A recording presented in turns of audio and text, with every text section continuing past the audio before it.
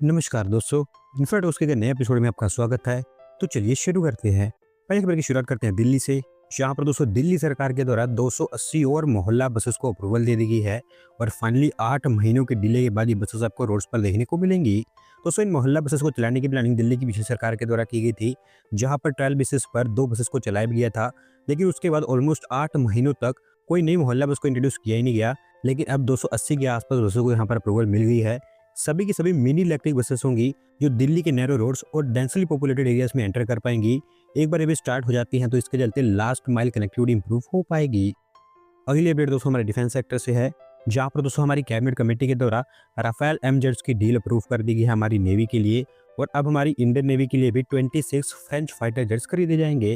दोस्तों आप जानते हैं कि राफेल का एक वर्जन हमारी इंडियन एयरफोर्स ऑलरेडी इस्तेमाल कर दी है, जिसकी 36 के आसपास यूनिट्स ऑपरेशनल है। इस बार हमारी इंडियन नेवी के लिए इनको खरीदा जाएगा और ये इसका एक मरीन वर्जन होगा, जिसमें से 22 सिंगल सीटर होंगे जबकि 4 ट्विन सीटर एयरक्राफ्ट होंगे। 63,000 करोड़ रुपीस के आसपास यहाँ पर खर्च किए जाएंगे, जहाँ पर प्रोक्योरमेंट के अलावा fleet maintenance, logistical support, personal training और इंडिजिनस कंपोनेंट मैन्युफैक्चरिंग को भी इंक्लूड किया गया है। एक बार जब ये डील साइन कर ली जाती है तो उसके अगले 5 सालों के बाद यहाँ पर डिलीवरी स्टार्ट हो जाएगी। अगली अपडेट दोस्तों हमारी national highway authority of India से है, जो प्लान कर रहे हैं बेंगलुरु कोलार हाईवे को बेंगलुरु चेन्नई एक्सप्रेस से कनेक्ट करने का। और इसको लेकर एक नया लिंक रोड उनके द्वारा बनाया जाएगा। दोस्तों इस लिंक रोड की लेंथ 18 किलोमीटर की होगी और अभी इसको बनाना हमारी एनएचएआई के लिए जरूरी है, क्योंकि बेंगलुरु चेन्नई एक्सप्रेस का जो 68 किलोमीटर का सेक्शन अभी ओपन कर दिया गया है, वहाँ पर कोई एंड टू एंड कनेक्टिविटी नहीं है, जिसके चलते कम्यूटर्स को अभी भी विलेज रोड्स का इस्तेमाल करना पड़ता है, जिसके लिए विलेजर्स और कम्यूटर्स दोनों को ही डिफिकल्टी फेस करनी पड़ती है। लेकिन एक बार जब ये लिंक रोड बनकर तैयार हो जाएगा तो कम्यूटर्स बेंगलोर चेन्नई एक्सप्रेसवे से डायरेक्टली बेंगलोर कोलार हाईवे के ऊपर डाइवर्ट कर पाएंगे या स्विच कर पाएंगे।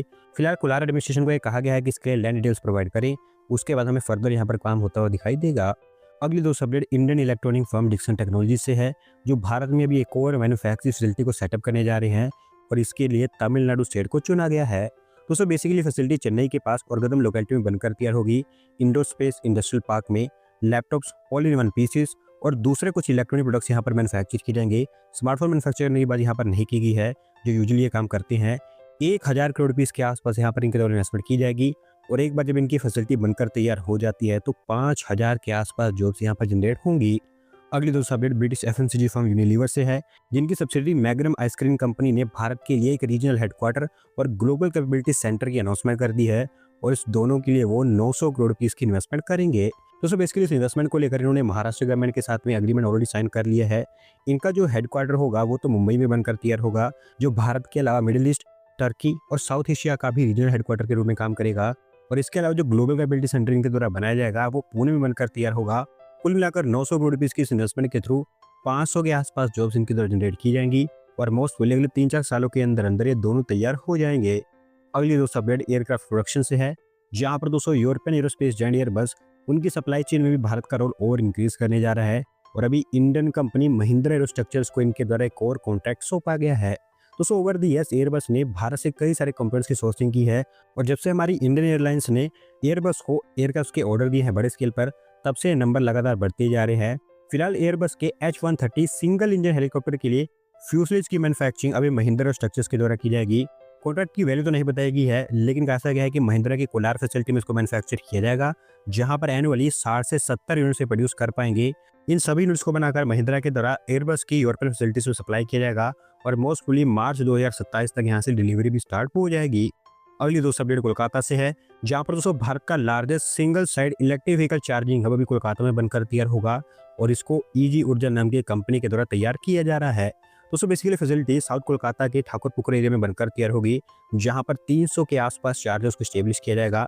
चाइना के बाद ये globally second largest EV charging hub होगी एक सिंगल साइड पर, क्योंकि चाइनीज फैसिलिटी में 650 के आसपास चार्जर्स हैं, जबकि यहाँ पर सिर्फ 300 ही होंगे। 2 एकड़ के एरिया में ये बनकर तैयार होगा, जिसे स्नैपी नाम की कंपनी के लिए तैयार किया जाएगा। इसको बनाने के ऑलमोस्ट 7.5 करोड़ रुपीस इनके द्वारा यहाँ पर खर्च किए जाएंगे, जहाँ पर फास्ट और स्लो दोनों चार्जर्स तैयार किए जाने हैं। टारगेट यही है कि अगस्त के आसपास इसको तैयार कर दिया जाए। अगली दोस्तों अपडेट हमारी गिफ्ट सिटी से है, जो एक फिनटेक सिटी के साथ साथ में भी एक एजुकेशन हब भी बनती जा रही है और अभी यूके की कोवेंट्री यूनिवर्सिटी को भी यहाँ पर आईएफएससी की तरफ से अप्रूवल मिल गई है उनका नया कैंपस ओपन करने के लिए। दोस्तों पिछले 3-4 सालों के अंदर गिफ्ट सिटी में फॉरेन एजुकेशनल कैंपस को लेकर कई सारे प्रपोजल्स आए हैं, जिनको लगातार अप्रूवल भी मिलती गई है। 2 ऑस्ट्रेलियन यूनिवर्सिटीज के कैंपस यहाँ पर ऑलरेडी ऑपरेशनल है, यूएस की क्वींस यूनिवर्सिटी ऑफ बेलफास्ट को भी रिसेंटली अप्रूवल मिली थी 1-2 महीने पहले, और अब क्वेंटर यूनिवर्सिटी को भी यहाँ पर अप्रूवल मिल गई है एफएससी की तरफ से। इनिशियली 2 कोर्सेज यहाँ पर इनके लॉन्च किए जाएंगे बिजनेस और फाइनेंस के एरिया में, और अगर सब कुछ प्लान के अकॉर्डिंग जाता है तो 2026 तक इनके ऑपरेशंस यहाँ पर स्टार्ट हो जाएंगे। अगली दोस्तों अपडेट अमेरिकन टेक जेट आईबीएम से है, जिन्होंने भारत के लिए अभी एक और नई सॉफ्टवेयर लैब की अनाउंसमेंट कर दी है, और इस बार इसको यूपी कैपिटल सिटी लखनऊ में बनाया जाएगा। तो सब कह सकते हैं कि ये लखनऊ के आईटी लैंडस्केप के लिए काफ़ी बड़ा बूस्ट है, क्योंकि आईबीएम जैसी कंपनी यहाँ पर काम करने जा रही है। Gen AI, data and AI, automation, cyber security और सस्टेनेबिलिटी सॉल्यूशंस यहाँ पर इनके द्वारा डेवलप किए जाएंगे। स्मॉल लैंग्वेज मॉडल्स और लार्ज लैंग्वेज मॉडल्स का इस्तेमाल करके एआई पावर्ड सॉल्यूशंस भी यहाँ पर डेवलप करने की बात की गई है। सुशांत गोल्ड सिटी के पास प्लेटिनम मॉल में इनकी फैसिलिटी बनकर तैयार होगी, जहाँ पर ये तो नहीं बताया गया है कि इन्वेस्टमेंट कितनी होगी, लेकिन अभी ये प्रपोजल इन्होंने यूपी सरकार के पास में पहुंचा दिया है। देखते हैं कि कब तक ये तैयार हो पाती है। अगली दोस्तों अपडेट कुछ कैबिनेट डिसीजंस को लेकर है, जहां पर दोस्तों हमारी कैबिनेट कमेटी के द्वारा 4800 करोड़ रुपीस के और इंफ्रास्ट्रक्चर प्रोजेक्ट्स को अप्रूवल दे दी गई है, और इसके थ्रू 3 अलग अलग सेक्टर्स में 3 प्रोजेक्ट्स के ऊपर काम किया जाएगा। दोस्तों आपको डिटेल में बताऊं तो एक प्रोग्राम तो प्रधानमंत्री कृषि सिंचाई योजना के अंतर्गत अप्रूव किया गया है, जहां पर कमांड एरिया डेवलपमेंट और वाटर मैनेजमेंट का काम किया जाएगा, जिसके थ्रू ओवरऑल इरिगेशन इंप्रूव होगी, specifically micro irrigation. 1600 crore rupees के आसपास यहाँ पर खर्च की जाएंगे। इसके अलावा जीरकपुर बाईपास को भी अप्रूवल दी गई है पंजाब और हरियाणा में। 19.2 किलोमीटर उसकी लेंथ होगी, और 6 लेन का ये एक्सेस कंट्रोल रोड होगा, जिसके ऊपर 1878.31 करोड़ रुपये खर्च किए जाएंगे। और आखिरी अप्रूव्ड प्रोजेक्ट यहाँ पर एक रेल प्रोजेक्ट है आंध्र प्रदेश और तमिलनाडु में, तिरुपति पकाला कटपति रेल सेक्शन की यहाँ पर डबलिंग की जाएगी। 104 किलोमीटर की इसकी भी लेंथ होगी, जिसके थ्रू कोल, एग्रीकल्चरल कमोडिटीज, सीमेंट और दूसरे मिनरल्स की ट्रांसपोर्टेशन इंप्रूव हो पाएगी। 1332 करोड़ रुपीस इसके ऊपर भी खर्च किए जाएंगे। अगली दो अपडेट ताइवानीज फर्म विस्टोन से है, जो भारत में उनके लैपटॉप मैन्युफैक्चरिंग प्लांट की कंस्ट्रक्शन स्टार्ट करने जा रहे हैं, और इसको बनाने का कॉन्ट्रैक्ट शापूरजी पलाउंजी ग्रुप को दे दिया गया है। दोस्तों विस्टोन के द्वारा काफ़ी पहले ही अनाउंसमेंट कर दी गई थी, वो कर्नाटका में उनकी एक लैपटॉप मैन्युफैक्चरिंग फैसिलिटी को सेटअप करेंगे। बेंगलोर के देवनहल्ली हाईटेक डिफेंस और एयरोस्पेस पार्क में बनकर तैयार होगी, जहां पर इनको 32 एकड़ ऑफ लैंड अलॉट कर दी गई है कर्नाटक सरकार के द्वारा। विस्टोन का कहना है कि 1500 करोड़ रुपीस के आसपास की यहाँ पर इन्वेस्टमेंट होगी, और जितने भी लैपटॉप्स यहाँ पर मैन्युफैक्चर किए जाएंगे उसमें से 50% से ज़्यादा ऐसे होंगे जो कि एक्सपोर्ट पर्पज़ के लिए होंगे। ऐसा बताया जा रहा है कि इसी साल के अंदर अंदर इस फैक्ट्री का कंस्ट्रक्शन कंप्लीट हो जाएगा, जबकि जनवरी 2026 के आसपास यहाँ पर कमर्शियल प्रोडक्शन भी स्टार्ट होती हुई दिखाई देगी। आज की दोस्तों आखिरी update national mission for clean Ganga से है, जहां पर दोस्तों एनएमसीडी एग्जीक्यूटिव कमेटी के द्वारा 900 करोड़ रुपए के और प्रोजेक्ट्स अप्रूव कर दिए हैं गंगा के लिए, और इसके थ्रू इस मिशन को अभी और आगे बढ़ाया जाएगा। दोस्तों यहाँ पर कुछ मेन प्रोजेक्ट्स की बात करूँ तो मुरादाबाद में 2 नए एसटीपीस और 5 ड्रेन्स के इंटरसेप्शन और डाइवर्जन के ऊपर काम किया जाना है 409.93 करोड़ रुपीस खर्च करके।